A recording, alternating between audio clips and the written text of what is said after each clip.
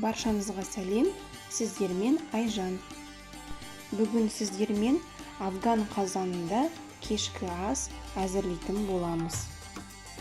Афган қазанының ерекшелігі тағам өз шырынында, қысымда, яғни под давлением пісетін болады. Қазанның қақпағы өте мығым жабылады. Көлемі 15 литр. Мынадай 3 клапаны болады. Екеуі негізгісі, тағы бір қосалқы клапаны бар.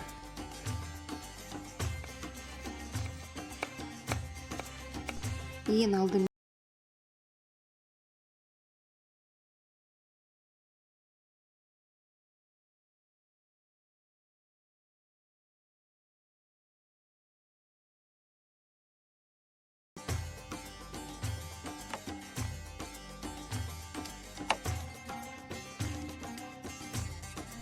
сәбізді осылай турап алдым. Қойдың етін ірі қылып тураймыз. Ингредиенттердің барлығын турап алдық. Пияз, қойдың еті, картоп, осындай ірі-ірі, сәбіз,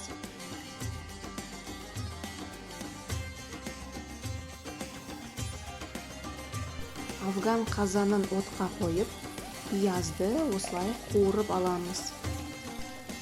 Сәбізбен қойдың етін саламыз.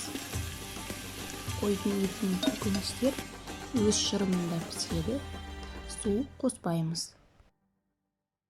Дәмдеуіштер кориандр, паприка, қара бұрыш,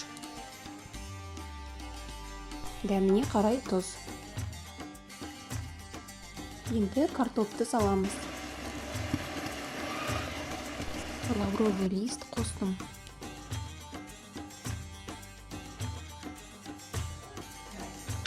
Жолдасым қақпағын жақсылап қатты жауып берді.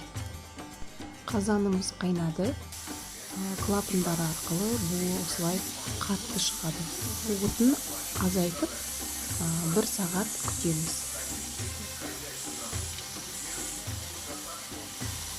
1 сағат уақытымыз өтті. Қазанның астын өшіріп қойды. Клапандары арқылы осылай давлениесін шығарып аламыз. Давлениесін шығарып алдық. Енді қақпағын ашамыз.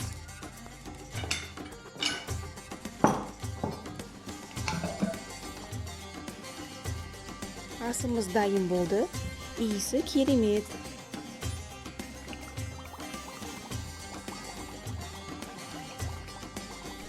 Егер видео ұнап жатса, каналыма тіркеліп, достарыңызбен бөлісіп қойыңыздар.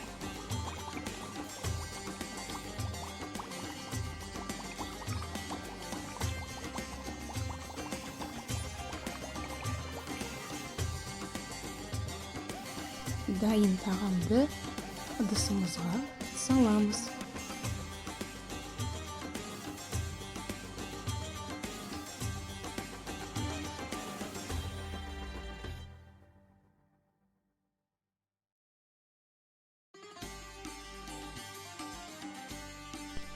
Кешкі асымыз дайын. Қараңыздар, көкөністер жақсы піскен. Әсіресе еті